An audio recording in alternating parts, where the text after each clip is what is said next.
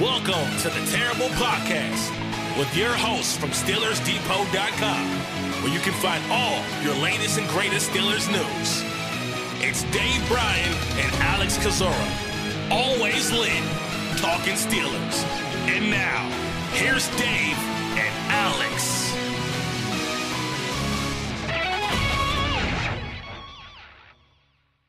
Welcome to the Terrible Podcast, Season 12, Episode 118. He's Dave Bryan. I'm Alex Kozora, SteelersDepot.com. Thanks for joining us here this Friday, Steelers Nation. Dave, 6 days until day one of the 2022 NFL Draft. 1 week from today when we're talking, we will know who the Steelers' first-round pick is and put all this speculation to bed. So really excited. Also, on a quick side note, I don't have a whole lot of wisdom or life advice for people. I'm a young whippersnapper, as the kids like to say. Actually, as old people like to say. But my one piece of advice is, if you're on a plane, do not agitate Mike Tyson. That's a bad idea. I don't know why someone had to find that out the hard way, that you don't try to piss off Mike Tyson.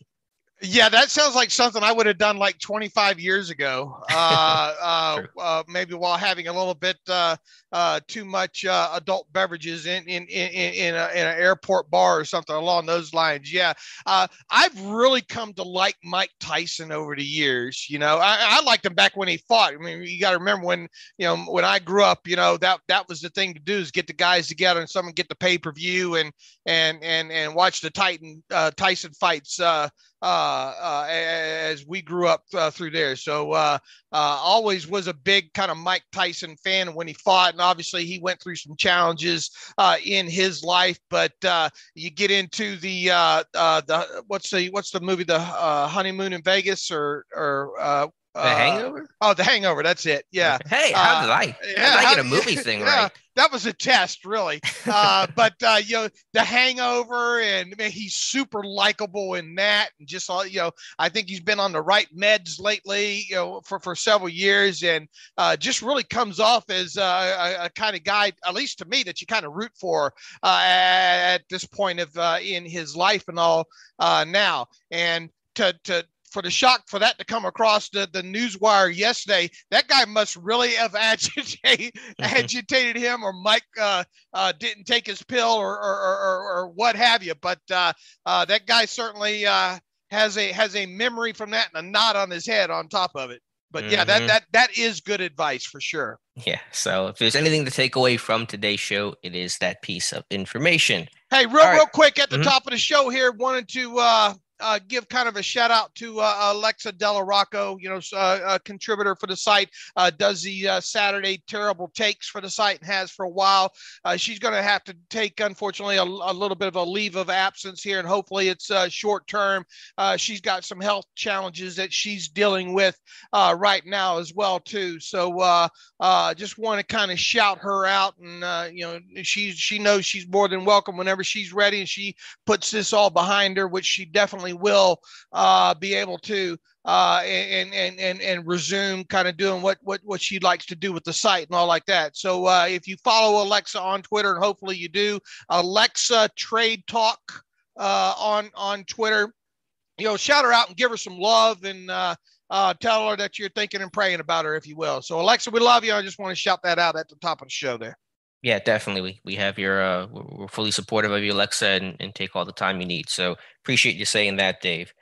All right, let's get to some NFL news here. Nothing too super headline news like there was on Wednesday's show, but just a couple of things I wanted to touch on today. The NFL yesterday announced that they will do their full schedule release May 12th. That is a Thursday, with their NFL Network shows starting 8 p.m. Eastern time, though often these games get leaked out ahead of time on that Thursday. NFL also announced they'll be kind of slowly announcing some select games from here until now, including the first Thursday night game that'll be announced on next Thursday, day one of the NFL Draft. I think after that, in May, there'll be the international games announced and some additional select games announced prior to the May 12th release. And then on the 12th at 6 p.m., teams will announce their first home game opponent. So NFL is really dragging this process out, as they're only able to do, but May 12th we'll know the entire schedule. We know the teams right now. We just don't know the order of the teams and the bye weeks and primetime games and et cetera, et cetera. Right. And as you mentioned, we've known who the opponents will be ever since the last season ended there because of the rotating schedule that the league uses and all like that. So the names we have known, the dates and times we'll find out on the 12th there. And look, I couldn't help myself but kind of look ahead already. It's kind of what we do. The nerd type of stuff, I guess you could say. And you look at the Pittsburgh Pirates calendar for that first Sunday of the 2022 NFL season, which is September 11th this year. The Pirates are in Pittsburgh hosting the St. Louis Cardinals at 1:35 p.m. at PNC Park. So it's not hard to imagine the Steelers not having at least a home Sunday week one game to kick off the season there. Now, I don't think that they're going to be involved in the kickoff Thursday night game. I suppose it's always a possibility of that maybe happening there, but you'd probably agree maybe odds are slim of the Steelers being one of the Thursday night, the 8th opponents, but stranger things have happened. So if they don't have a home Sunday night or home Sunday day game, you would think Sunday night would potentially be out as well too. But obviously that's just speculation. I suppose they could get things turned around quick enough to accommodate a Steelers night game, but my money would be betting against it. So then it becomes, do you think potentially would they have a Monday night week one home game? I suppose that's possible. The Pirates are out of town playing the Reds on Monday, September the 12th. So that's plausible, I suppose. It is interesting to note. I'm not sure if I remember this or knew this previously. The Steelers' last week one Monday night home game was way back in 1977 against the San Francisco 49ers. I was a mere, let's see, how old would I have been? I think I've been 8 years old at that time. Now, they did shut out the 49ers, I believe, in that game so there is that. But it has been since 1977 that the Steelers have had a home week one Monday night game. So that is plausible to happen. Where am I going with all this? Well, the Steelers currently have a streak of 7 consecutive seasons of having their week one game be on the road, if you will. So we'll see what happens there. If they do open, I super sleuthed, I went Alex Kozora level here and looked at the Major League Baseball calendar and all like that. If the Steelers do play on the road in week one, obviously their list of possible opponents would be the Falcons, the Bills, the Panthers, Dolphins, Eagles, Colts, Bengals, Browns, or Ravens. It is worth noting that the Orioles, Miami Marlins, and Philadelphia Phillies all have home games scheduled for that first Sunday of the NFL season, September 11th. So you would think that the Ravens, Dolphins, and Eagles would be out as a potential opponent there. So when you look at the rest of the teams there, if you throw out, just out of speculation that it won't be the Browns or the Bengals, which it possibly could, but I think you're left at that point with the possibility of it being the Falcons, Bills, Panthers, or Colts. And obviously the Steelers opened up their week one season last year against the Bills on the road. So you would kind of bet against that happening. So then I have it dwindled down to the Falcons, Panthers, and Colts. And I'm going to go next level with you. The Steelers usually close out their preseason against who? The Panthers. The Panthers. So what are the odds of them having kind of a back-to-back game, if you will, against the Panthers to open up the season? So that leaves us with Falcons or Colts if the Steelers open up week one on the road. How's that for speculation? You solved the murder mystery, Dave. Even for us, that might be a little I love that you said we were going next level. We're already like 8 rungs down the next level hole of the schedule there, but that was the next level part of it. But it's what we do. It's what we do. I couldn't even do that. I'll say it's what you do. What we love when we respect that. So I'm, as you guys probably know, not a big schedule release date guy. It's just an overhyped day for me. But certainly the notable part here is the road streak Pittsburgh's on, because that is, I believe, correct me if I'm wrong, like a historically long streak of absolutely. road, games to start a season. And so you'd love to finally get a week 1 home opener at some point. But as you're laying out here, don't bet on that happening this year. Yeah, I mean, unless it's a Monday night home game, which is obviously possible, and you would probably agree it's probably unlikely for a Sunday night game with the Pirates playing earlier in the afternoon. So there is the hope of the Monday night, I guess, week 1 game being a possibility there for sure. But if not, I'll go ahead and point to the fence right now, and please forget this if I'm wrong. Steelers at Colts week 1. All right. That'd be a good matchup, though. Good way to kick off the year for sure. Matt Ryan, his first game in Indy. Mitch Trubisky, presumably his first game in Pittsburgh. So a lot of headlines there. So again, May 12th, we'll know the full schedule release, and we'll see if Dave's crazy, what is that movie, Jim Carrey's 23, I don't know, type of thing comes to fruition there. Let's see. I just effectively filled up 10 minutes of podcast time with that. We wonder why these go 2 hours. That's the answer. One of the piece of news that I'm personally very excited about, Steelers announcing they will officially be holding their 2022 training camp at St. Vincent College, returning for the first time since the pandemic. Camp's been held in Pittsburgh at Heinz Field each of the last 2 years. In 2020, it was closed to the public. In 2021, it was open to the public, but again, at Heinz Field, not in Latrobe. So really excited to return to SVC this summer. That's great for, I think, fans. It's great for that community, the businesses, the restaurants, the hotels, just the whole local economy in Latrobe. And so, there were some benefits on a personal level in terms of what we do from a work standpoint of it being at Heinz Field. I'm most excited, and I just think training camp home is same as a college, Latrobe, PA, for the Pittsburgh Steelers. Well, when you're happy, I'm happy. So, so there you go. And as we mentioned, who knows who might be able to get out there on occasion with you this time. Maybe Josh Carney will drive out there for a couple of days. Spend, obviously, I think Tim Rice will probably be back taking photos for us and all again. But it's another sign that maybe hopefully we're past all this pandemic stuff and all like that, because I know you sure have missed being out there at St. Vincent College. I called it the curse of the McLumina. Once I sold the McLumina, there was no training camp at SVC. So I'm excited to bring the McScion or whatever car I may have. The McPorsche. The McPorsche. I do not have a Porsche. I will not have a Porsche. But really excited about that. Nort Rooney had some nice comments about what it means to him and to the Steelers. And I'm sure the players probably don't love this as much as I do right now, sitting in dorm rooms that don't have air conditioning for a couple weeks in July and August. But for Tomlin and for Rooney and for the fans and for myself and for hopefully you guys, excited to have camp back where it belongs. Absolutely.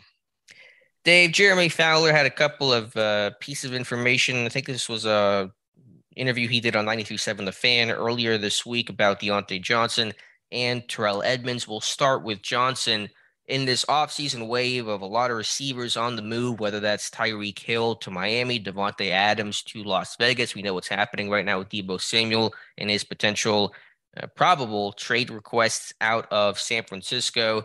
According to Jeremy Fowler, Diontae Johnson willing to be patient and does not really have any intention of trying to force his way out of Pittsburgh, and is willing to kind of let this year play out if that's what it comes to. Obviously, we would expect and hope and we would think that Diontae wants to get paid and try to hammer out a deal later this year. But it sounds like if that does not happen, Johnson willing to let things play out. And I think that's kind of the way we've kind of been previewing this all along here. And look, all those kind of, what was it, a week and a half ago, people saying that Deontay's thinking this, Deontay's thinking that, and Diontae wants this and low balling and all like that. None of that's happened yet.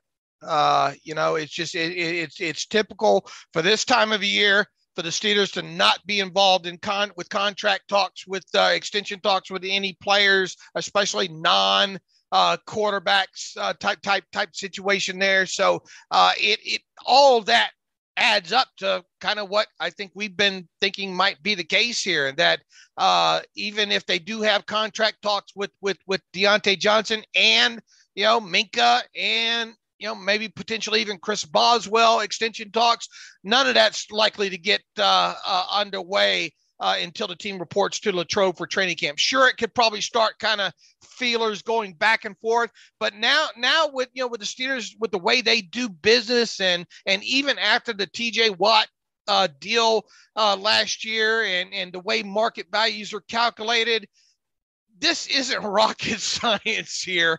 I mean, it's not hard to get a loose idea of numbers and structure and those kind of things. It's all about fine tuning the details and the guaranteed money and that kind of stuff there. So my takeaway from Jeremy Fowler's report on Diontae Johnson specifically is about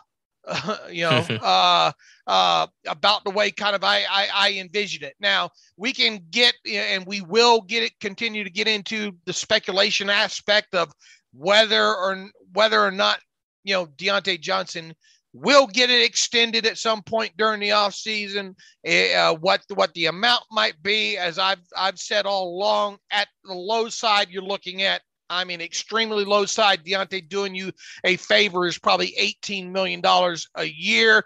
I think on the high side, I don't know, maybe as high as, 22 million would be the high side there.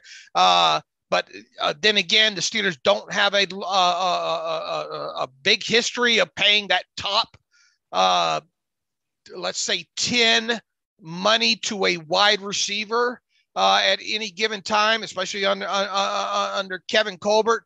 Could it happen? Yeah.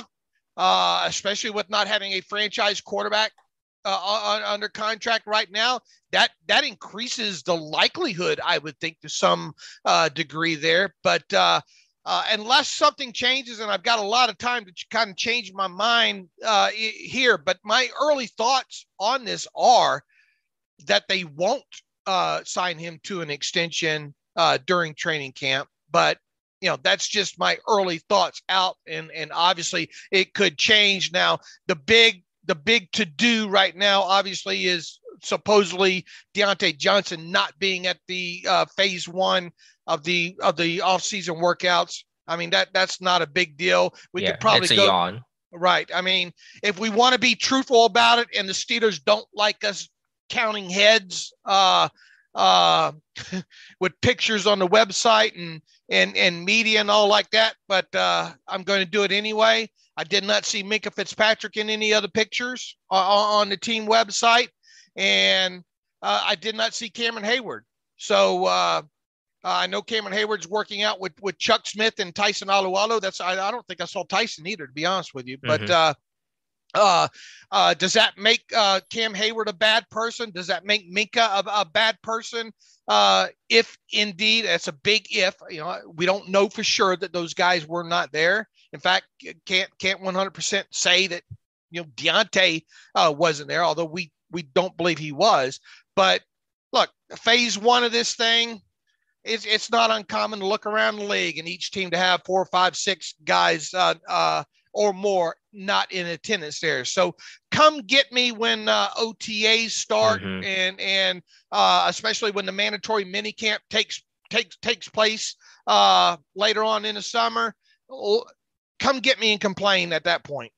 Yeah, to me right now, Johnson presumably not being there is a non-story. It's just a boring one. And as you said, it doesn't really mean much to me until we get to OTAs. And even then, I don't care that much. But with a new quarterback, obviously, you'd like to see how those guys get together and start working as a unit. Sure. So, perfect world, 100% attendance. You're not going to get any arguments out of me out of that, or anybody probably listening to this podcast either. But the reality is it just doesn't happen a lot. And sure. Well, for right now, they're not even really. It's a lot of weight room stuff. Sure. It's light on-field work. So right now, they're not even really like working together as a team. So that's why I don't really care about this at all. Right. I was thinking about, I know we've had this discussion before about the idea of Pittsburgh not paying their guys, their receivers on second contracts. And I understand the point there that you're making about the situations that, Ward was in and AB was in and stuff like that. But I really don't know what receiver they haven't paid, at least, just haven't paid in general, that they could have paid and they just didn't. Because, when it came to the young money crew, AB still got a contract and they still paid somebody. They just kind of had the leverage over him and didn't have to pay the super high value the way that they eventually did, down the road. Ward became a Steeler for life. They offered, and we found this out this offseason, they offered Plexico Burress the same deal that he got with the Giants. Burress just turned it down to take the offer to New York, and I guess in the interest of trying to put up bigger numbers there. And that was a 6-year, $25 million contract. I assume that was big money at the time back in whatever year that was, 04, 05. And so I'm trying to think about what guys they just kind of let walk that didn't have some sort of asterisk next to it. Yeah, and supposedly, offered Mike Wallace the deal and right. Got a better deal, more guaranteed money. And obviously the guaranteed money aspect was different back then for the Steelers as opposed to what just happened with TJ Watt. So that's a whole different element of this thing as well too. I mean, these teams at some point, have got to get out of the dark ages and now at this point, I think you're down to like the Bengals and the Packers. And you can bet for sure that Minkah Fitzpatrick and Diontae Johnson did not miss the guaranteed money aspect of the TJ Watt deal, nor did the agents, watching what happened with TJ Watt and the Steelers, essentially breaking stride there. And your argument's a solid one. Who have they not paid that they, was deemed a top wide receiver that they potentially could have paid? Right. Overall. And just like the Steelers had never drafted a cornerback in the first round since, who was it? Chad Scott. Trends can be made to be broken, just like that, like it was with TJ Watt and the guaranteed money aspect. So just from a historical aspect alone is where I'm temporarily planting my flag on that extension hill with Diontae Johnson. But once again, we are talking about a different world that the Steelers are in now when it comes to not having a franchise quarterback under contract, having arguably one of the league's top, I don't know, where would you rank Diontae Johnson league wide? Top 15?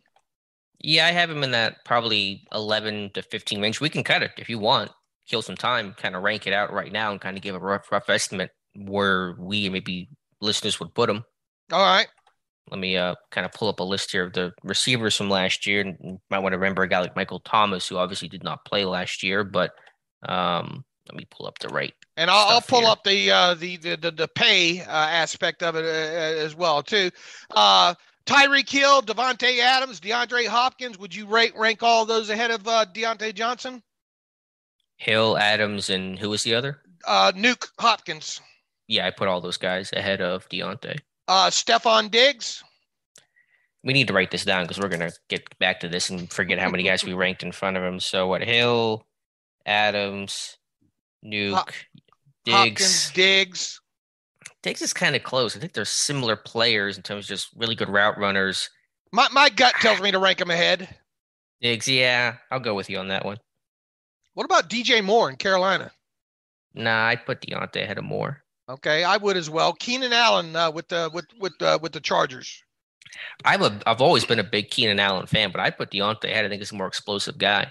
And Allen talked about some drop issues. Allen actually had some drop issues last year. And injury issues with Allen. I know from a couple. I like Keenan Allen as well too. Owned him in a couple of fantasy leagues last couple of years, and kind of got let down. And plus, he is 30 now too, right? So that's an aspect for it as well too. So yeah, I would be okay with ranking Diontae just maybe slightly ahead of Keenan Allen. What about Mike Williams with the Chargers, who just got a $20 million deal this past offseason?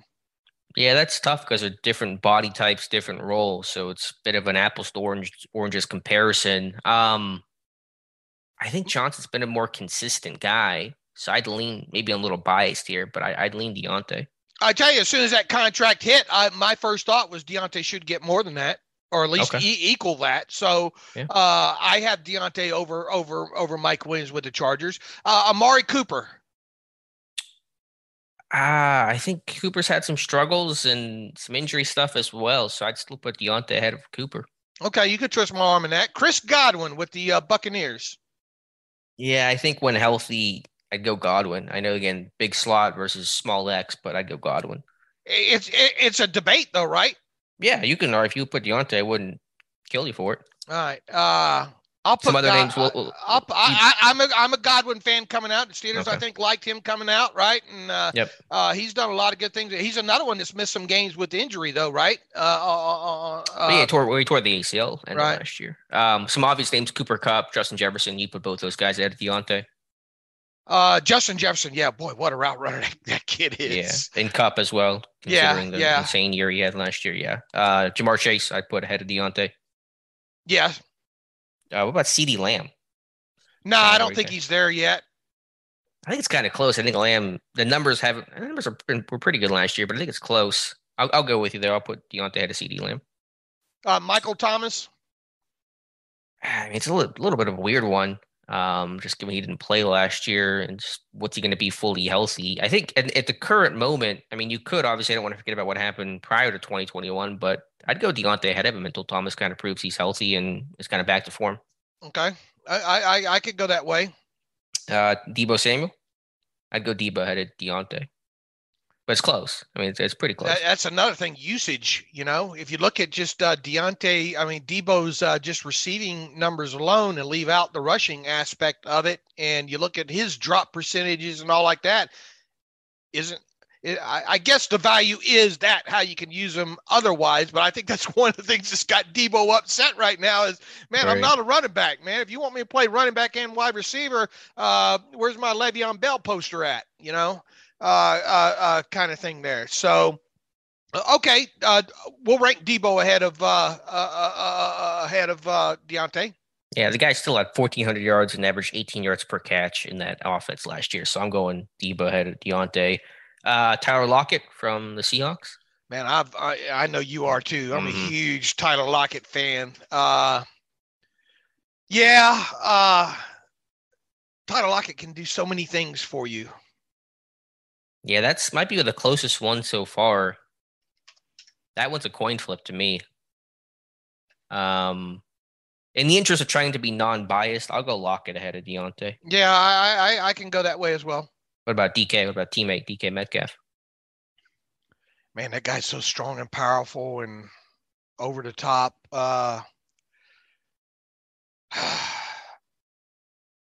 Yeah, I'll go DK Metcalf over Diontae. Yeah, again, it's a bit of a apples to orange comparison in terms of the way that they win, but I'll go with you again in the interest of trying to be as unbiased as possible. Let's see, any other names? Terry McLaurin. I'll go Diontae. I mean, McLaurin's a really good player, but I'm going to go Diontae on this one. That's another one, really close one, because McCarron is a hell of a route runner, man. Good hands. He can do a lot of different things for you. I don't think has he missed many games? Do you have? He played in all 17 last year. Okay. My gut tells me to rank McLaurin just slightly ahead of Diontae. Okay, I'm going to go Diontae ahead of Scary Terry, but it's close. I think that's the bulk of them. I'm sure we're missing maybe somebody in here. Mike Evans. Not at this point with Mike Evans. There was a time, obviously, but he's a guy that I think needs somebody across from him, most definitely. Okay. T. Higgins, any of the Bengals, other receivers? Not yet with Higgins. No, not near the route runner. I don't consider him to be. So no, I wouldn't go there. Just rattle off some other names: Hollywood Brown, Brandon Cooks. Trying to see any other names here that might be worth mentioning. Adam Thielen. No, I wouldn't put Thielen over Diontae, to be honest with you. A.J. Brown from Tennessee, another guy trying to get paid.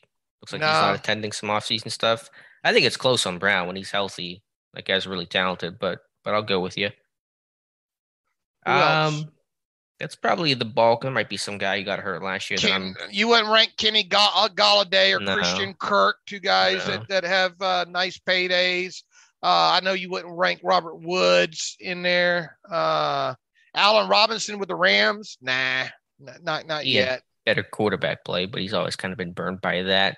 That's probably a good stopping point. So let's see, how many guys do we have in front? 1, 2, 3, 4, 5, 6, 7, 8, 9, 10, 11. You have Scary Terry, so that's 12. So for you, roughly, you have Diontae 13, and I have Diontae roughly 12. All right, so throw in a cushion of 1 for each of us. So he's still top 15. Yeah, so that's a long way to get to our initial assessment of like around top 11 to 15 type of player. Okay, and let's see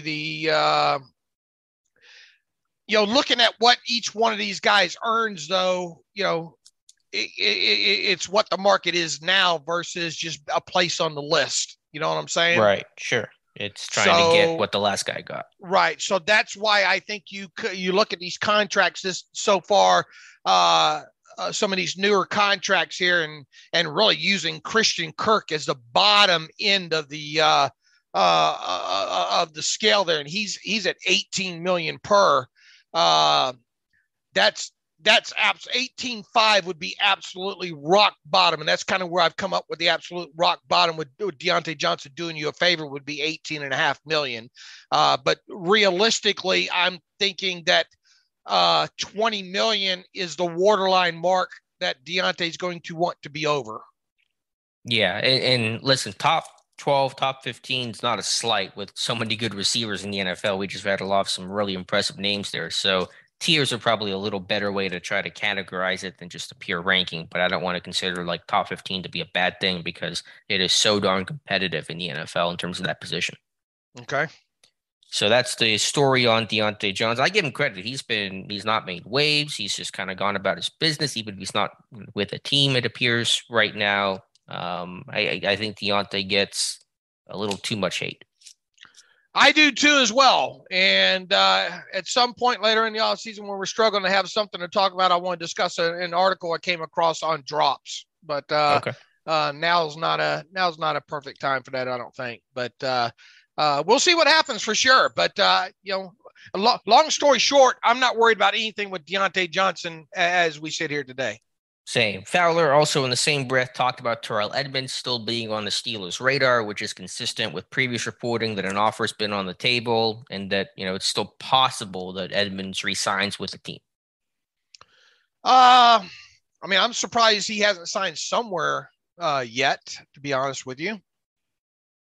I am as well. The safety market's been slower moving. Again, I talked about Matthew potentially being that shooter drop. My terrible take today, though, Dave, and you tell me if you agree or not, assuming no safety is signed prior to the draft, which appears unlikely to happen, which has been a surprise to me, I think Pittsburgh has to go into the draft assuming that they can't bank on signing an Edmonds or a Matthew. They have to go into the draft assuming that they won't be able to get those guys because they don't have total control over signing an Edmonds or a Matthew the way that they would have over a draft pick.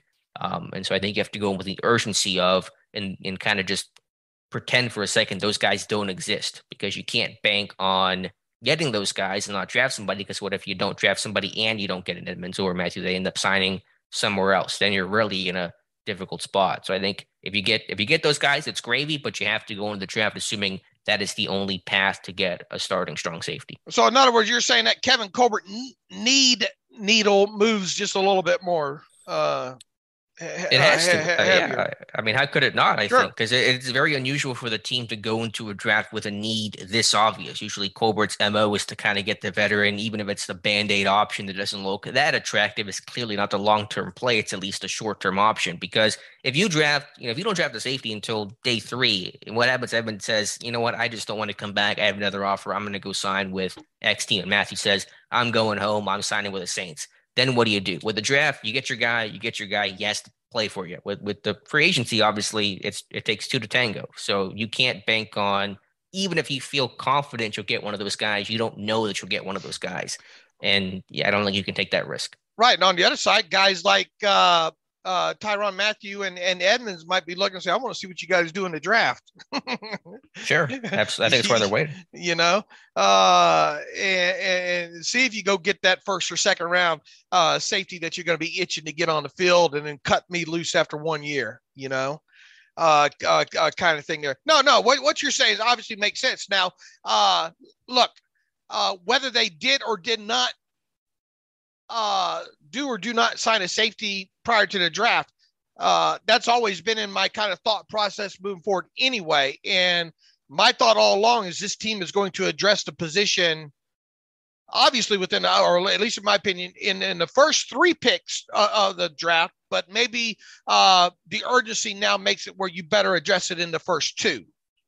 Yeah, I still put it as kind of the first 2 days. So I would still say round 1 through 3 to kind of make it a bit more open-ended. But yeah, just the overall point that I'm trying to make, and I know is the point of our table take today is that you have to assume the draft is the only option, even though it isn't. But you just can't bank on one of those guys signing because you're not in total control of that situation. So you have to pretend like the draft is the only viable option. All right, don't give away your entire terrible take. Yeah, well, I think I just tease it a little bit.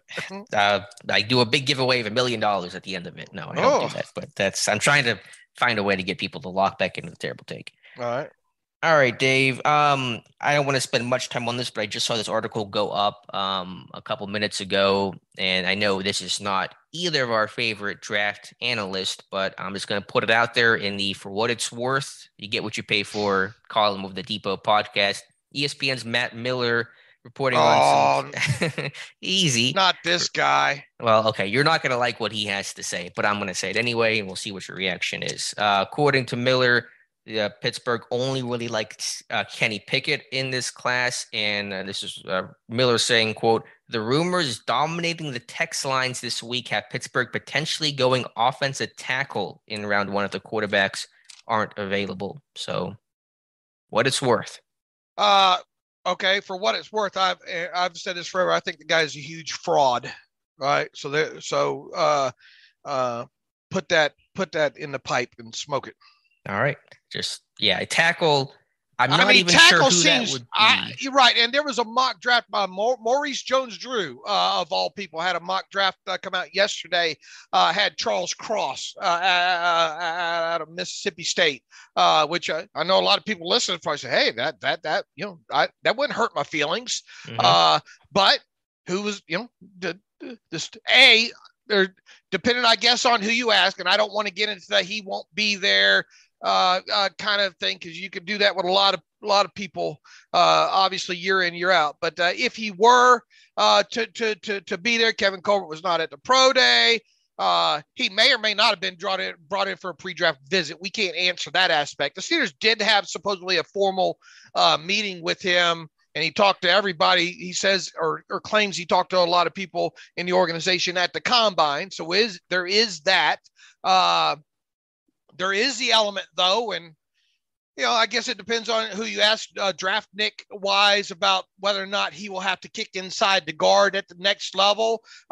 His longer arms. Who was the Bills guy a couple years ago, the tackle? That was a little bit, I think, under 6'5", that Deion Dawkins? No, Corey or Cody. Cordy Glenn? Yeah.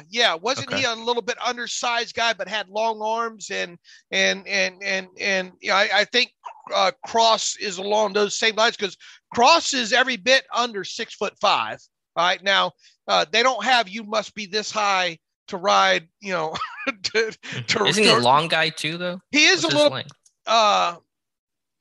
he's got longer arms. That's what I was getting at here. Yeah. I wrote it up yesterday.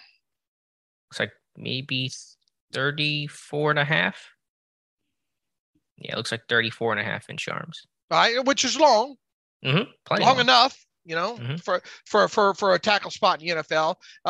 And he moves fairly well, got a good demeanor and everything about it. So once again, he is a guy that a lot of people listening say, hey, that wouldn't hurt my feelings. But then you go back to the kind of things. Look, we've seen Trevor Penning mocked to the Steelers quite a bit in this 20 spot throughout this process.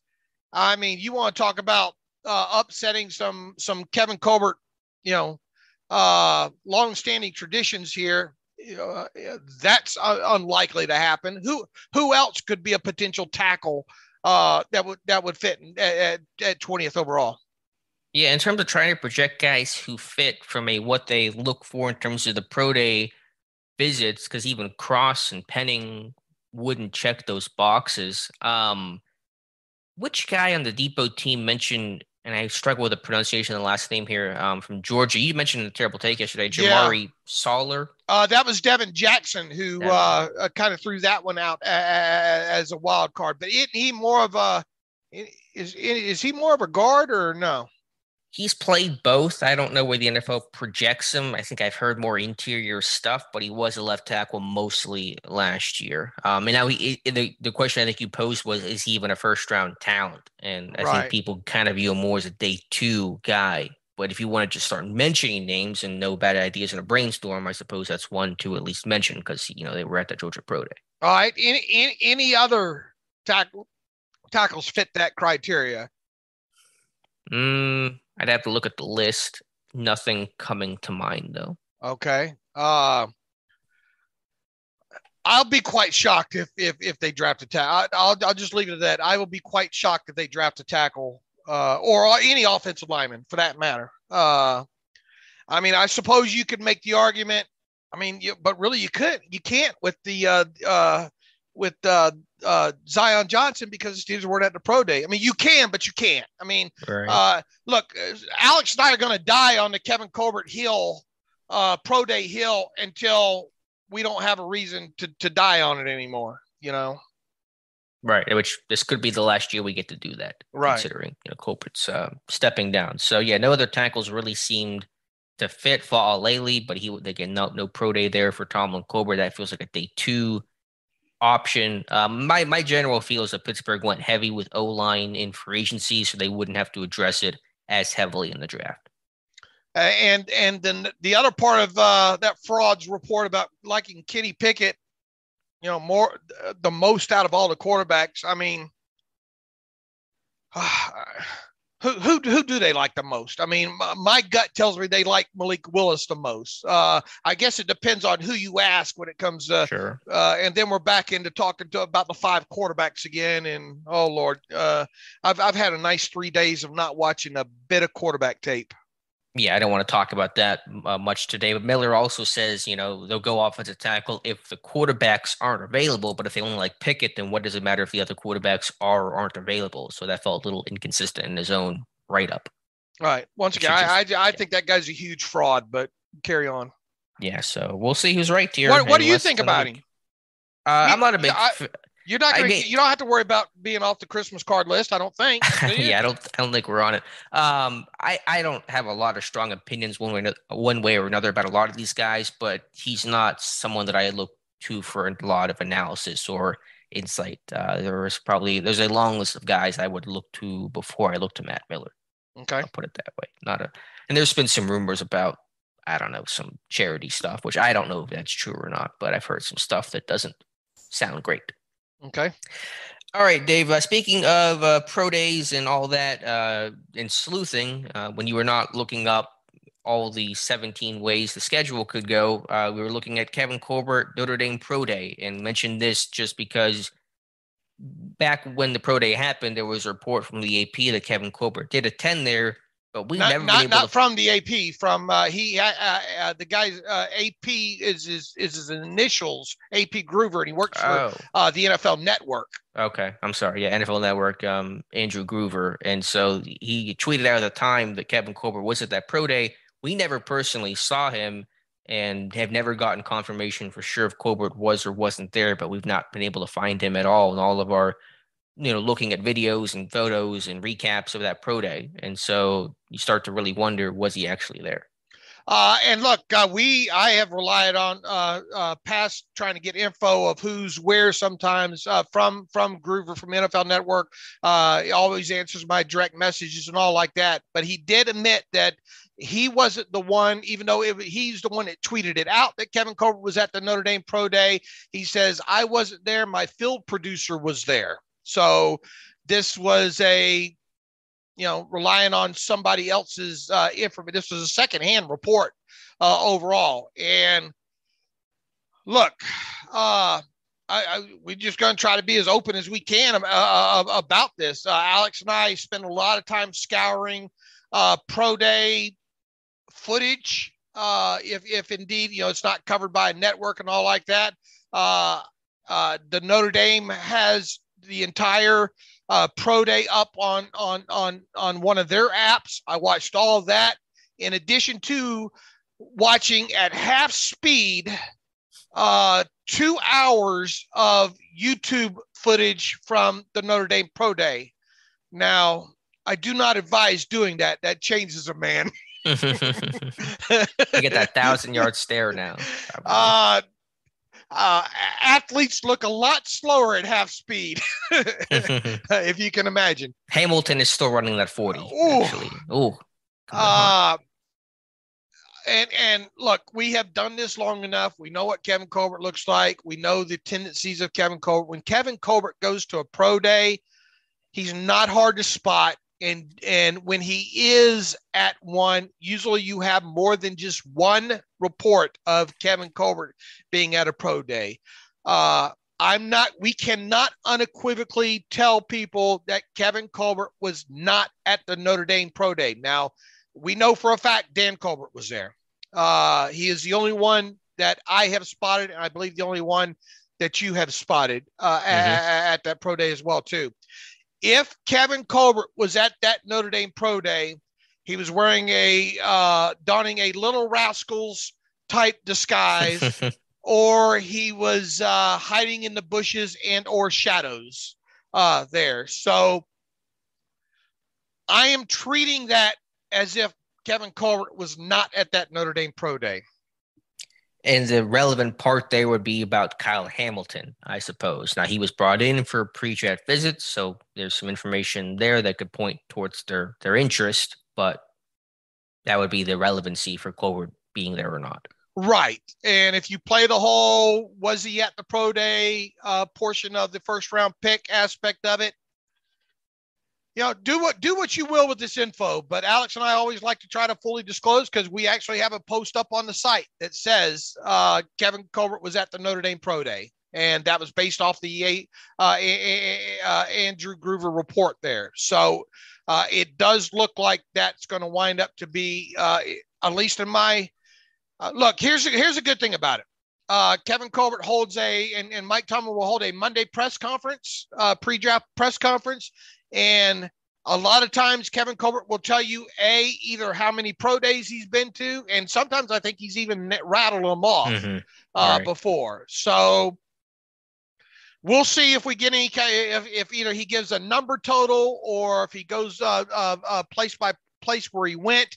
And that would obviously change things if he discloses that he was at Notre Dame overall. But until I hear something else, Alex, I am treating this, and you probably will as well, as if Kevin Colbert was not there at the Notre Dame pro day. Especially because Dan was there. And whenever we've seen Dan, we've seen Kevin together because it's father, son, that whole thing. And so if we saw so much Dan Colbert, you think you would have seen Kevin stand next to him at some point in one photo, in one clip, in one shot of the pro day. Right. And he is nowhere to be seen. I dare anyone to find me a picture of we will offer $100 to anybody that can present a picture of Kevin, not Photoshop now. Yeah, good specification. I don't want one of these cheesy Instagram and don't put Kevin Colbert in his Steelers uniform. I don't need to see that, please. $100 I will offer to anybody that gets me a picture of Kevin Colbert at the 2022 Notre Dame Pro Day. Now, the question is, what led to that initial report happening in the first place if Colbert wasn't there? My guess is that usually there's a list of names of who's attending a pro day that sometimes people can acquire if they see it laying around. They ask the school, they get it somehow. And I'm guessing Colbert's name was on that list, but that was just coming off all the quarterback pro day workouts that week. I think that was the week of the Pitt and Liberty and Ole Miss, Cincinnati pro days. And I'm guessing that Colbert had initially signed up to attend, but after that really long week, probably just went home and got caught up on some rest, and so he did not attend. So that's my guess about why it was reported that Colbert was there. Or either that or misidentification, but I trust me, there's nobody that was at that pro day that remotely resembles Kevin Colbert. He's a pretty easy guy to spot. So it'd be hard to mix him up. And, we've done this. Sure. We've done this long enough. If he was there at any point on camera, we would have spotted him. So there you go. So hopefully we'll get some more confirmation Monday. As you mentioned, Mike Tomlin, Kevin Colbert speaking to the media for the pre-draft press conference Monday at 1:00. And so hopefully even if he just says the number of schools, because if he says 12, then we know that Notre Dame was probably not one of them. We know, including Notre Dame, we have him at 13 right now, not Notre Dame that put him at 12. If he says 13, then you kind of go, okay, maybe he was at Notre Dame. So right. And look, and once again, even if he was not there, could the Steelers still wind up drafting Kyle Hamilton in the first round? Absolutely. There's no, and the same, a lot of people are upset about us leaving the Ohio State kids off the list. Okay. This is just part of Alex and mine's process of this based on history. So like we've said before with the whole never drafted a cornerback or never drafted a tackle since before Kevin Colbert. All it takes is one time. And obviously there have been, you go back to 2009 and Ziggy Hood. It's not totally unthinkable for the Steelers to draft a player in the first round that Kevin Colbert was not at the pro day. It's just that the odds tell you, especially with this being Kevin Colbert's last, run at this thing, on top of it, that odds are good. It will be a player that Kevin Colbert was at their pro day. Right. That's what heavy odds says. Yep. That's what the history says. All right, Dave, you want to give us because we're bound to if they end up drafting somebody that Kevin Colbert was wasn't at the pro day, we're going to get, well, you guys said this, but we're just telling you where we're coming in at. Right. And we've been right every year. We've been talking about it. Now, will that last forever? Is that a guarantee to happen this year? No, but all we can go off of is the history and what makes sense and what logically kind of seems to go together. And that does. All right. So if you're going to put Kyle Hamilton in as the Steelers' first round draft pick, have a really good reason for that. All right, Dave, I know you did a quick Steelers salary cap update yesterday after the Miles Boykin claim. So just kind of give a quick lay of the land about where Pittsburgh is presently at. Yeah, absolutely. His salary finally hit the NFLPA sheet, and as expected, as we reported would be the case, $2.54 million for in 2022 for Miles Boykin. That obviously hit the top rule of 51 with that salary. That caused some displacement to happen on top of it, and that now means that the Steelers are officially 11.610917 under the cap. So a little more than 11.6 million under the cap. Nothing has transpired yet with the Dwayne Haskins situation. And it might take a little while for that to happen anyway. But as of right now, nothing related to Dwayne Haskins has happened on the NFLPA sheets. And so still plenty of money to do whatever they want to do. Yeah. So there's the update there. All right, Dave, we've kind of tried to dedicate today's episode to a non-quarterback show in terms of talking about prospects. I know there was a brief interlude of Kenny Pickett there, so I apologize for that, but apology accepted. Thank you. We talked about quarterbacks so much here. We'll talk about them certainly more next week. So wanted to kind of give you guys a break and talk about some non-quarterbacks and in particular non-quarterback options at pick number 20. That was the subject of your terrible take yesterday, Dave. So kind of give us a recap of that take and what players you want to talk about. Yeah, look, and the reason I want to do this because, maybe we haven't spent enough time overall about talking about, well, what if this team does not draft a quarterback with a first round pick? And that's that's plausible. I mean, it certainly is plausible. I mean, there's some people out there like Jerry Dulac and others that swear up and down that the Steelers are not going to draft a quarterback in the first round there. So instead of focusing on the quarterback, let's make sure we're not missing anything here, and let's build an even, because you obviously put up have finalized pretty much a short list, if you will, of players that could potentially be the pick, and that includes the quarterbacks and includes other people. But I just wanted to go over a full kind of list here, make sure we're not missing anybody, and then try our best to whittle down that one or two names potentially that if the Steelers don't pick a quarterback in the first round, it's likely to be this player here. Okay, so I know in the tank you kind of started out super, super broad with basically any name that kind of checks the Colbert Pro Day box. Right, and the Pro Day box is the key element here. So we don't want any emails about you left off Kyle Hamilton or you left off any of the Ohio State kids or anything along those lines. We are going off of potential first-round guys that we think are potential first-round guys and trying to make it really, really broad that Kevin Colbert attended their pro day. All right, let me run through the names real quick. Aiden Hutchinson, Michigan. Ekwonu from NC State, the tackle. Evan Neal, the tackle out of Alabama. Trayvon Walker out of Georgia. Ahmad Gardner out of Cincinnati. Jameson Williams, wide receiver out of Alabama. Derek Stingley Jr., the cornerback out of LSU. Dax Hill out of Michigan. Devontae Wyatt, defensive tackle, Georgia. Jordan Davis, defensive tackle, Georgia. Andrew Booth Jr., the cornerback out of Clemson. Two Georgia linebackers, Nakobe Dean, Quay Walker. Lewis Seen out of Georgia.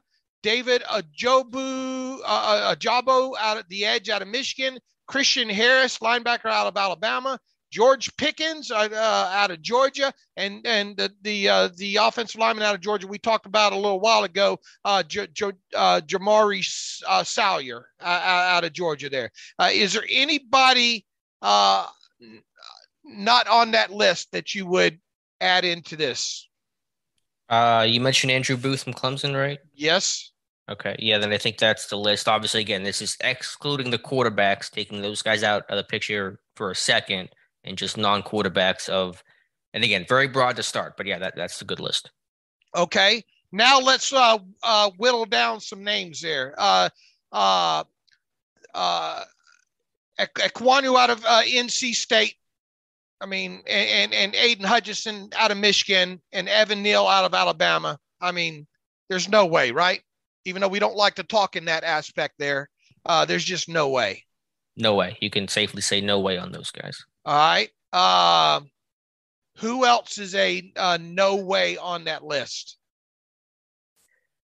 Probably Gardner. Did you mention the receiver, Jameson Williams, too, from Alabama? Yes, I did. Okay, then I know there's a chance for him, but everything that I'm kind of hearing and reading says that's really unlikely. So Stingley, again, there's a chance, but it's pretty unlikely. But Gardner is a slam dunk, pretty much, right? Yeah, pretty darn close. All right, and Jameson Williams. Let's leave Jameson on the list and talk about him for right now. Okay, that's fine. Let me just double check here something real quick. Make sure I'm not missing something here. Okay. All right. Let's start with we removed about four guys there. Trayvon Walker out of Georgia. Yeah, it sounds like he's going to be gone. Maybe even still like a top 2, top 3 guy, but he's not going to be there at 20. Okay, I'm going to take him off the list. Jameson Williams, wide receiver out of Alabama. I don't think he'll be there at 20, but you wanted to leave him on. And I understand, in this muddy, deep receiver pool, you don't want to say that he can't fall to 20, but the indications seem to be he's going to be a top 13 kind of guy. All right. Can we remove him from the other aspect of, the recent medical history with him and those kind of things? Do you think, he's a very talented kid, don't get me wrong, for sure. Easily top 3-4 wide receiver in this year's class. Do you think the medical with, coming off of the injury that he's had and all like that would keep the Steelers from drafting him?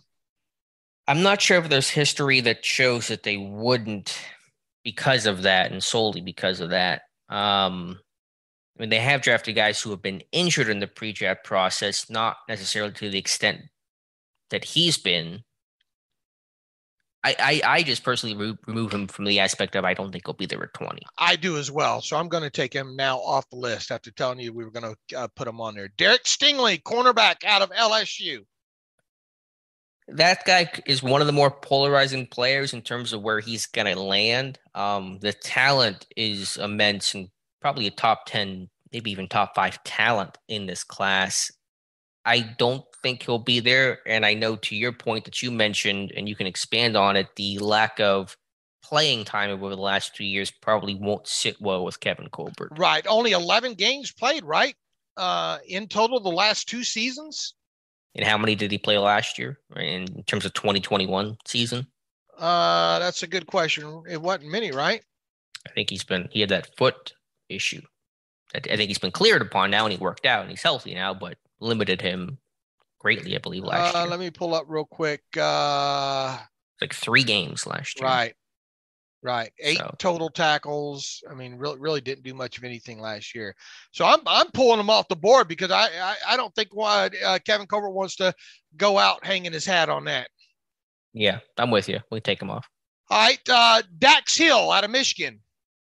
I think he's firmly on the list. I think he needs to stay on the list as well, too. I think there's a chance he'll be on the board. The whole Kevin Colbert thing, the need at safety, pro day dinner, yada, yada. Dax Hill, I don't think we have any reason to not have him on this list. Fair enough. Devontae Wyatt out of Georgia. Here's where it gets fun. Yeah, I don't think he's going to be on there. I know Ray Fittipaldo the other day said that he thought they would take one of the Georgia linemen, either Jordan Davis or Devonta Wyatt. I don't see Wyatt being in consideration because A, of his age, he's 24, and B, and more importantly, it probably should be A, is the off the field. Arrests and character flags in Pittsburgh has not taken a guy anywhere in the draft with really even a hint of character issues since Martavis Bryant and Mike Adams. And so they really go squeaky clean, hearts and smarts. And so I really struggle to see Wyatt being the guy. I agree with you. I think we can safely remove him from the list, even if he were to fall at 20. Jordan Davis out of Georgia. That's one of those guys that I don't think falls, but if he falls, does that change the Steelers draft plans? It certainly could.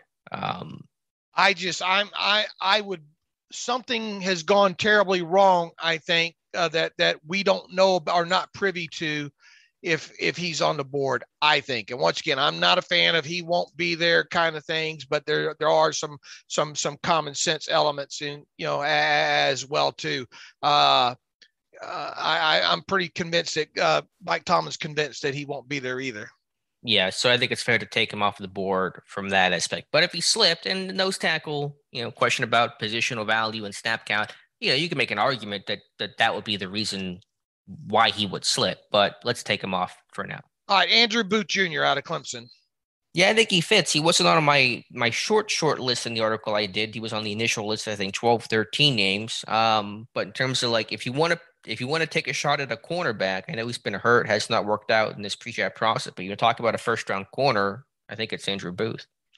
Could you see Kevin Colbert hanging his hat on that at 20th overall? I could. You could? I couldn't. Why is that? I just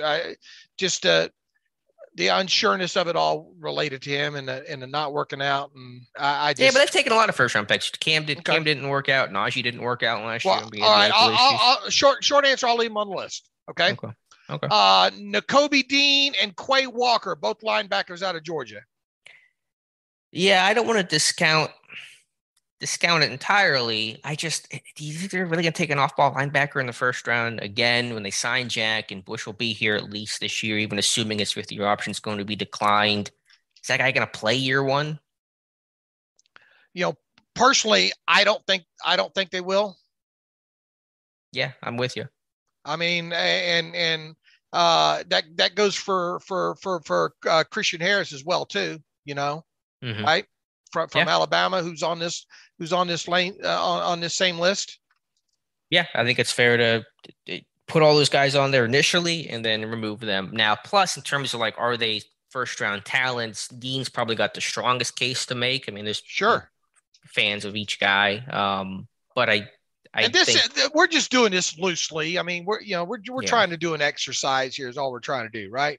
Yeah. So short answer, you can take those guys off the list. All right, I'm going to take Quay Walker, Nakobe Dean, and Christian Harris off of the list. David Ojabo, edge out of Michigan. Yeah, just not being an immediate need in terms of a guy that's going to play a ton right away. And then obviously given the seriousness of the Achilles injury, I think he's going to be a day 2 guy. All right, me as well too. If we're talking about a super healthy Ojabo at this point, maybe the worm turns there.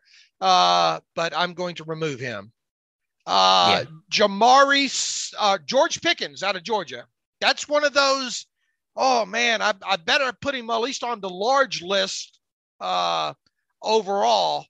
But my gut is to tell me that's a bit of a reach at 20th overall, considering lack of overall production at Georgia. If they were that concerned about the production, why send Frisch Jackson to work him out? Sure, you can make an argument on that. So I think he should be on that shorter list. And there was a question, is he worth the 20th pick? But if this guy was healthy, then he probably would have been worth the 20th pick in terms of that consensus view. And is he going to be there at 52? I kind of doubt it. So I'd put him on the list. Okay. And I skipped over one. Lewis Seen, safety out of Georgia. Yeah, on the list. I actually watched some Lewis Seen last night. And I did as well too. We probably I saw you on the other end of YouTube. It's a similar style to Terrell Edmonds. I think he's a harder and more impactful hitter than Edmonds was, but he's like a very classic strong safety box type, more linear player downhill. I think he'd be a bit better in terms of just coverage skills, but a little tight-hipped. Does not have great ball skills overall. The one interception he had last year was, I think, a lame dunk pressure throw against UAB, so not even good competition.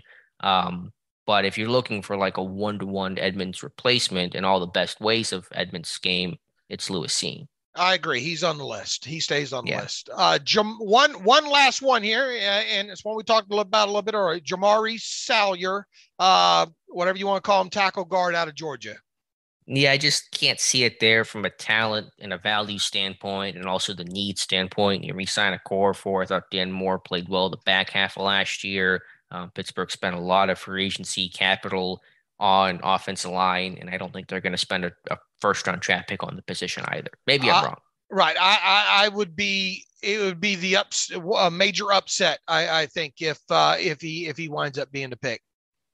So who do we have on the list? We have 4 names. We have 4 names left. We have Dax Hill, Andrew Booth Jr. out of Clemson, Lewis Seen out of Georgia, and George Pickens out of Georgia. Okay, and I'll personally have Jordan Davis in that if he falls category, but excluding him from the 4. So yeah, I mean those are the 4 that I mentioned quite a bit in that short list article I did. I don't know, about 2 weeks ago.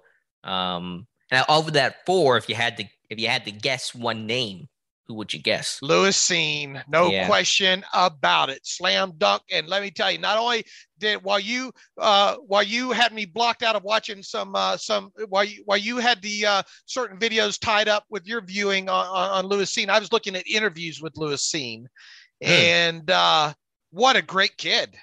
Really is. You look at these interviews sometimes, and I know I do, especially at this point of the process. I try to look at them as, man, could I see that kid holding a Steelers press conference? A post-draft first round pick draft press conference, and I can. Yeah, you go back and look at his pro day interview that's on YouTube. Just really comes off as a good kid, and I think wasn't he a captain as well too? And all aspects. Really on that defense, that'd be especially notable given all the talent on that defense. Was he the one that was a cat? I know Brisker was for sure, who's obviously Penn State and not. I'm not doubting you. I'm just I thought that was something I saw there. I might be wrong on that overall, but just a good kid overall, and definitely I think hearts and smarts checks those boxes there. So of these four names, Dax Hill, Andrew Booth Jr., Lewis Cine, George Pickens, I would have Lewis Cine as my top potential guy. Looks like he was captain at some point. They might have done captains on a per game basis at Georgia. I can't quite tell. I'm kind of reading some conflicting things here on a service level search effort. But yeah, it looks like there's some leadership qualities. Plus, the dude's not even 21 yet. I think he's still 20 and a half. I mean, so they love the youth. They love the upside, the youth on that second contract. Now, the argument against is, well, just go re-sign Terrell Edmonds then. Why spend a draft pick on Lewis Cine when you can get a pretty similar dude like Edmonds? Sure, I would understand that pushback there, but it's not going to talk me out of him being of the guys that we've narrowed this thing down to, him being my number one. Right. Would he be your number one, or would Pickens be? No, I think Cine would be my number one as well. But who would be number two? That gets tougher for me. You can kind of really make a case for any of those guys. I would go Dax Hill. I would go Dax Hill. Yeah. I think Hill's just a little small to play strong safety in Pittsburgh. I know the upsides there is a better cover guy, more versatile guy, can kind of play some corner, some nickel, but like he's a $191, going to play strong safety in the box. Now, Sine's not a huge guy either. He's about 200 pounds, but just the mentality plays a bit differently to be that strong safety. I would put Pickens 3 and then Booth Jr. 4. Okay. I might flip it. I might go Cine, Pickens, Hill, Booth, but they're all strongly on the list. Even the number 4 guy is strong on that list to kind of survive all the boxes. All right, so that's our quick and dirty exercise. I know a lot of people won't be pleased about it because we left off Ohio State guys, and we kind of whittled it down. Maybe some people have questions about how, and leaving Kyle Hamilton off and all like that kind of stuff.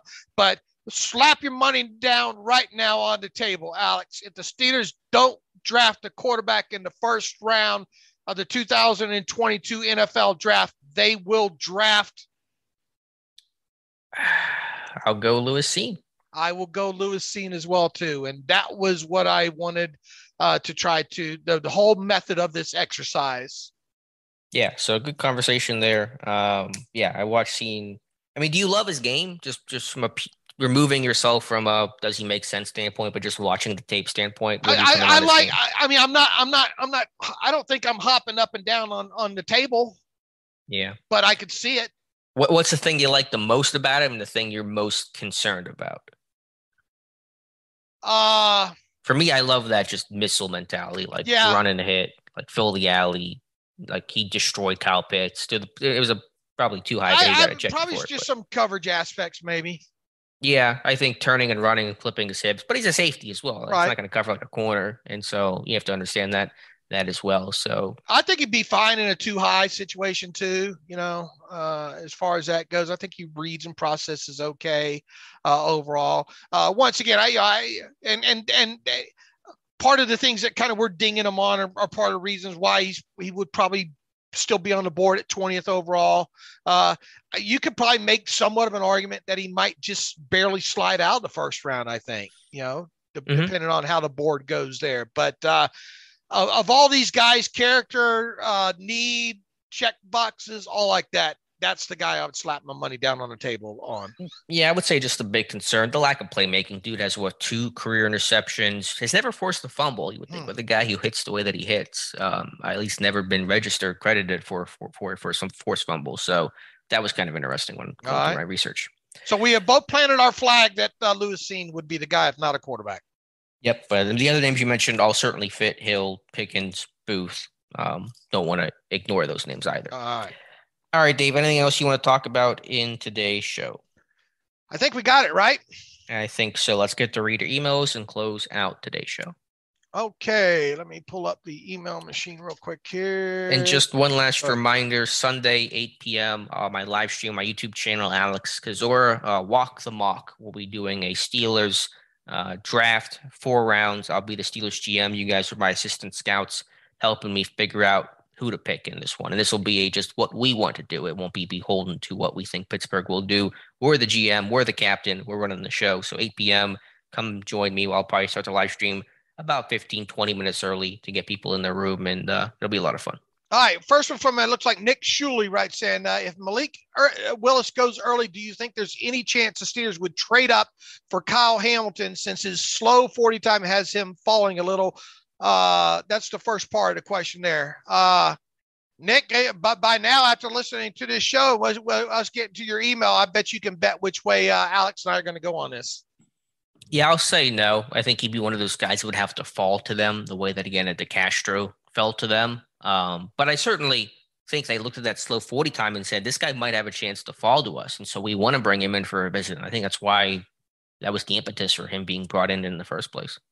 I'm right with Alex on that. I mean, if he falls and he's there at 20, we could have the discussion about potentially there. I don't see him trading up for Kyle Hamilton. No. He says, also, Dave, do you like the Allman Brothers Band? I never was a huge Allman Brothers Band. I mean, obviously I could listen to them and all like that, but that wasn't, more along those lines. I guess you could say I was into some Bread or some Uriah Heep or along that kind of style. I guess loosely there, but no, I was never big into the Allman Brothers Band. Alex, are you big into the Allman Brothers Band? I think I'm going to be correct in saying this. I could be wrong with my musical history, but the only thing I remember for them was they were in Guitar Hero. You know Guitar Hero, the video game where you had the actual guitar that you played? Yes. Remember, do you know what that is? I never played it, but I think yes. they had I think Jessica. I think that's the song that was in there, I want to say. Let me see if I can, were they actually in Guitar Hero? Because that was a fun song to play. You're going to get it. Yeah, it was. Okay. Yeah. I remember playing that. You're getting extra bonus points today. A movie and a music reference. I'm going out on top, Dave. All right. No, I wasn't a big Allman Brothers Band fan. Let's see here. Austin Hackett was listening. Dave brought up 2012 when the Steelers fans were saying that Castro wouldn't be on the board for whatever reason. That triggered my brain. Realized I've been listening to y'all's draft coverage for 10 years. Just want to thank you both for entertaining and informative information over the years. I've always loved following the draft, and y'all have really been at the heart of that for me as I graduated high school through 4 years of college and also moved to Colorado from North Carolina to start my career as I bought my first house, blah, blah, blah. So much of my life has been spent listening to you two, and especially around the draft time. Really felt the need to just reach out and thank you both and let you know. Appreciate you guys taking my questions on the podcast and as well being responsive on Twitter, even with some of my own terrible takes, he says, for my 10-year terrible podcast anniversary. He says he hopes to see us trade up for Malik Willis or avoid the quarterbacks altogether and draft one next year. Let's see, no real question this week, but just as Aaron Rodgers would say after purging his system for 2 weeks, I have immense gratitude. He says, I hope we get Dave on the podcast as long as possible. Thanks, gents. All right. Thank you, Austin, for that kind email there. Seth, let's see. To what degree do you think the overall coaching organization systematic fit determines the success of a quarterback? And I guess other players too, he writes. For instance, Trevor Lawrence was seen as a can't miss, but has looked painfully average so far in messy Jacksonville. He says, as y'all pointed out on the 420 show, Mahomes was seen as a raw project who might never turn the corner, but he went to the perfect place and coach to allow him to flourish. So in addition to the first question, also, where do you rate Pittsburgh as a quarterback development friendly organization? I think it's hard to say after 18 years of Ben, he says, but do you think this is a place a raw young quarterback can flourish? Look, the best answer to that last part of it there, we'll see, man. We'll see. You got a guy in Mike Sullivan who I would deem probably one of the, if I was going to hand pick a guy, one of the guys that probably be on the list of maybe top 10 or so. I don't know there.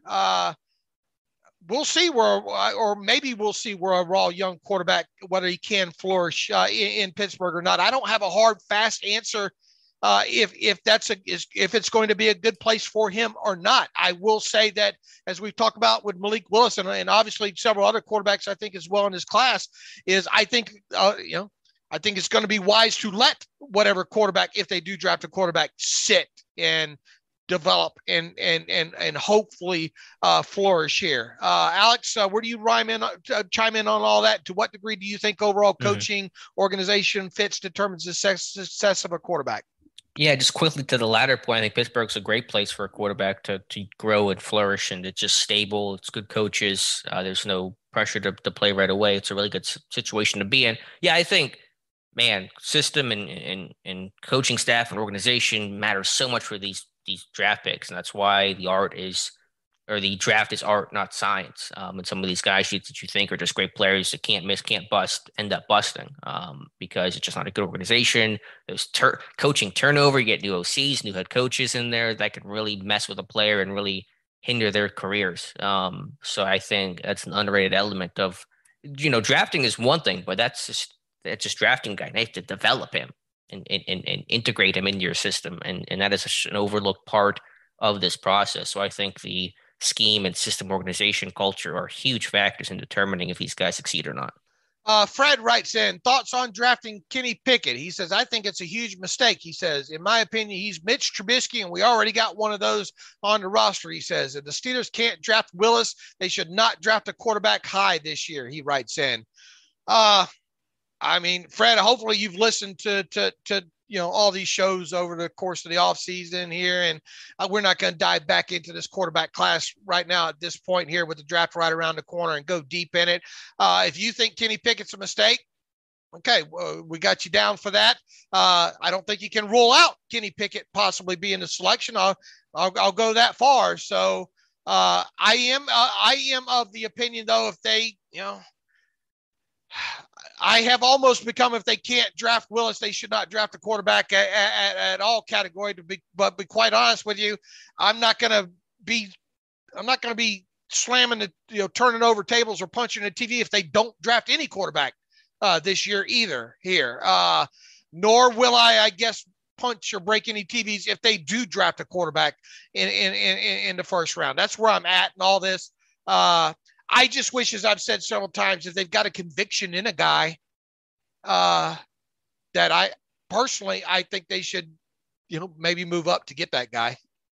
Yeah, no, I understand that. I think you got to find someone who has the upside to compete with the big boys in the AFC and the AFC North first and the AFC at large second. And I don't know if Pickett has that upside even in a best case scenario. And that's my concern there. Let's see. Simon Short, first round pick. Thank you both in the whole SD crew for the draft coverage. He says it's second to none. Wanted to see what you guys think is more likely, that the Steelers have all 5 quarterbacks on their board at 20 and will take any of them, or they only like a couple and might take another position if the right guy is there. So it's impossible to answer with, it's all speculation. Do the Steelers have all 5 quarterbacks on their board at 20, Alex, is really the question. Man, you'd have to think that they got at least 1 or 2 guys they wouldn't be willing to take there at 20. If you like all 5, then it feels like maybe you didn't do enough research or you're just really that desperate for a quarterback. But one of my biggest fears is that. Yeah. Obviously, whoever they draft, they're going to say they love the most and they think can be the franchise guy if they do draft somebody. So it's, as you said, it's really a question that you can't answer. I don't know how to answer that. I don't think we'll know how they rank him and what grade they give those guys. I guess to answer the question, my gut tells me that they don't have all 5 quarterbacks with first round grades. Yeah, I think that's fair. So however you want to frame that, Simon. Gregory Campbell has a long email here that maybe we'll read about why the Malik Willis is the pick and how we will. Basically, he's thinking that they're going to trade up, I think, to draft Willis. He says, I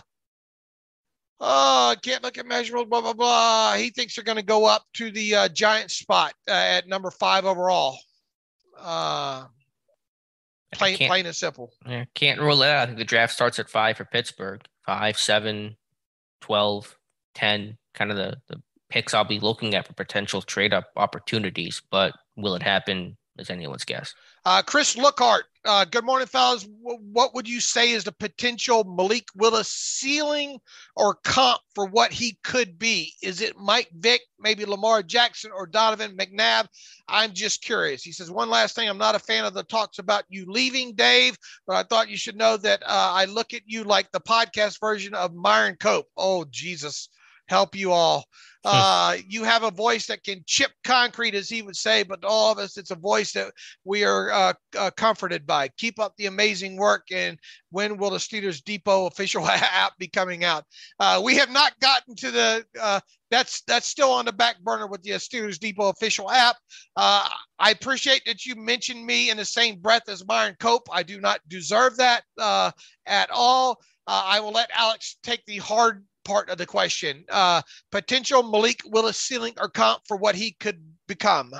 Yeah, it was tough to find a comp. I did land on Mike Vick, the right-handed version of him. I don't know if he's quite as dynamic and as fast in terms of straight line speed as a runner, but that was kind of the overall comp I had. The really powerful arm, the dynamic player, creativity, scrambling threat, making guys look silly with the inconsistency in terms of a lower accuracy, lower completion percentage and things like that. So I know some people want to comp to Jalen Hurts. I don't think Hurts has the arm strength and the running ability quite that Willis has. So, well, it's a bit of a unique player, but Vic is what I landed on. But also my negative, my like worst case scenario was Aaron Brooks. That was kind of the best and worst case scenario. You know, Aaron Brooks to Mike Vick, which is a wide group of people. All right, fair enough. Let's close it with this. Jonathan Stevens writes about questions about safety in round one. What's up, Dave and Alex? Just a quick question about taking a safety in the first round. Is the value really worth it, especially the need being a box safety? He says, I feel a box safety can only impact the game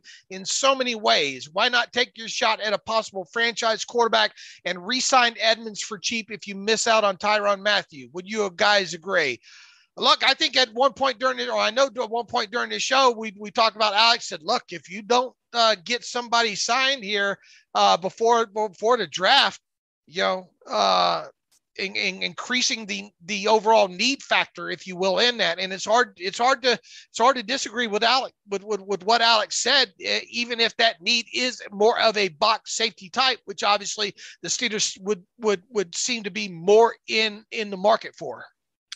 Yeah, I totally get your point about positional value and is it worth taking a strong safety? He's going to be maybe a good player, but is he going to really like dramatically impact and change your game? But he's still going to be a guy who's going to be a 1,000 snap kind of guy. You want to have a good player there. You just want to get good talent in general. So it goes back to the debate of need versus value and those things. It depends exactly how your board looks. If it's close, if the quarterback might be at just throwing out numbers 8.7 and your safety's at 8.8, you go quarterback there. Although he's slightly lower, the positional value and the upside, if it hits, is a lot more. But if your strong safety is 9.5 and your quarterback's 7.9, then you may go with the value and the talent at the safety position. So, that's why, again, I mentioned it's art, it's not science, it isn't, clear cut. But I understand the point you're making about is the strong safety going to be worth it when you have the potential to get a quarterback there. But it really just depends on the individuals and not just the theoretical part of it all.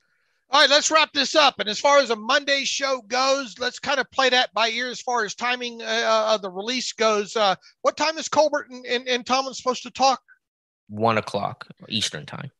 Wow, so that's going to be a little bit late there, right? Yeah. Might we think about doing maybe a Tuesday? Unless something earth-shattering happens over the weekend with the Steelers, might we think about maybe doing a Tuesday show instead of a Monday show, Alex, and then doing another show turn around on Wednesday to kind of preview the draft? Yeah, I think maybe we record either Monday night, Tuesday morning, and then we'll record obviously for Wednesday as well. So I think that's a good plan. Unless something dramatic happens over the weekend, we'll have a show come out on Tuesday instead, so we can recap Colbert Tomlin. Yeah, that I think that's the best way to handle this. That why we're not getting in a hurry on Monday after time because it would be late anyway trying to get all that out to the people there. So if you've made it this far in the podcast, plan on a Tuesday podcast instead of a Monday podcast, unless really something earth-shattering happens there. So in the meantime, you can follow me on Twitter at Steelers Depot. Follow Alex on Twitter at Alex_Kozora. Follow the show at Terrible Podcast. Email the show, theterriblepodcast@gmail.com. If you like what we do and you want to donate to the cause, please go to SteelersDepot.com, hit the donate button up right navigational bar. Also, if you like an ad-free version, hit the ad-free button up there, $25 for a year. You can have an ad-free version of Steelers Depot as well. Great job, Alex, today. And once again, we plan on possibly seeing or talking to you again on Tuesday. As always, thanks for listening to the Terrible Podcast with Dave and Alex.